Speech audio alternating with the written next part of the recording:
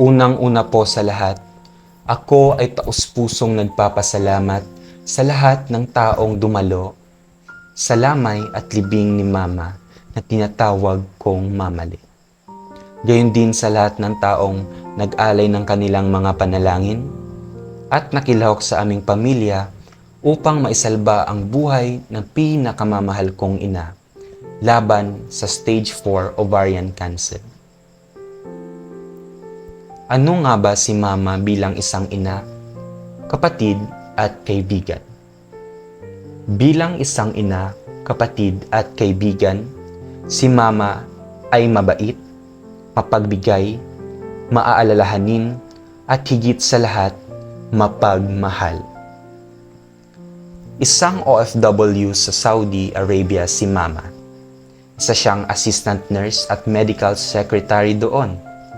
Bukod pa riyan, siya rin ay nagbebenta ng kanyang pinakamasasarap na atsara, lumpiang Shanghai at chicken skin.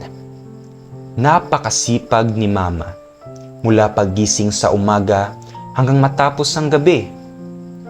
Ngunit nararamdaman ko na sa kabila ng kanyang kasipagan ay nawawalan na rin siya ng lakas upang magtrabaho.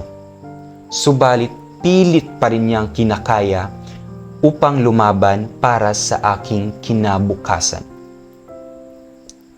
Noong Hunyo 13, taong 2022, sinabi sa akin ni Mama na siya ay may ovarian cancer. Labis akong nagulat at nanlumo sapagkat ang pagkakaalam ko ay wala siyang karamdaman at malakas pa ang kaniyang pangangatawan. Si Mama ay sumailalim sa chemotherapy sa Saudi upang gamutin ang kaniyang sakit. At nagdegatibo siya rito matapos niyang magpa-chemotherapy. Ngunit kalaunay bumalik din ang kaniyang sakit at mas malala pa ito. Bumalik ang sakit na cancer ni Mama at ito ay nasa stage 4 ovarian cancer na. Kaya nang nabalitaan ko iyon, ay nakiusap ako sa kanya na umuwi na siya kaagad ng Pilipinas hanggat maaari. Hunyo 24, taong 2022, tuwang-tuwa ako dahil makikita ko na ulit ang pinakamamahal kong mama na si Mamali.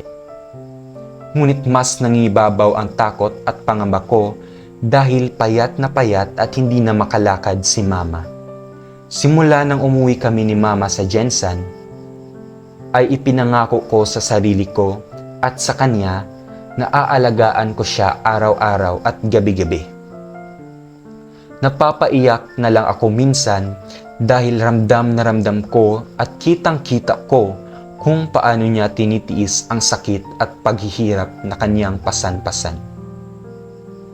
Umiiyak siya lagi-lagi at ang tanging nakakapagpahupa ng sakit ay ang mga painkillers na nireseta sa kanya ng kanyang kaibigang doktor. Di kalaunay umuwi rin ako sa amin sa Tanza sa Cavite upang ipagpatuloy ang aking pag-aaral.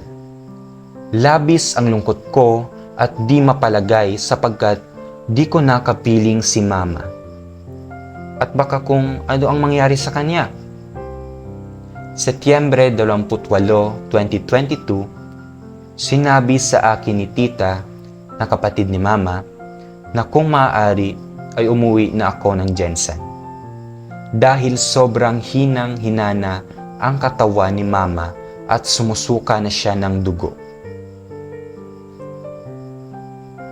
Walang atubili ay lumipad kami ni Papa kinabukasan upang magtungo sa Jensan. Gabi na nang kami ay dumating. Dali-dali akong pumasok sa gate ng bahay at talagang inantay ako ni Mama. Tuwang-tuwa ako sapagkat siya ay buhay pa at binigay niya ang kanyang lahat ng lakas at ng kanyang makakaya upang makita ako sa huling pagkakataon bago siya tuluyang namaalam kinabukasan ng umaga. Oktubre 1, 2022. Mama, Mamale, Lubos akong nagpapasalamat sa kabutihan at sakripisyo mo sa amin, lalo na sa akin. Hinding-hindi matatawaran ang pag-aalaga mo sa akin simula nung ako ay bata pa hanggang sa ako ay malaki na. Nagpapasalamat ako na ikaw ang aking naging mama. Masasabi ko na, you are the best mother in this world. Mama, you already served your purpose in this world.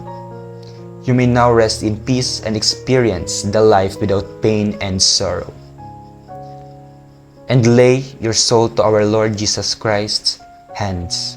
Again, thank you very much and goodbye.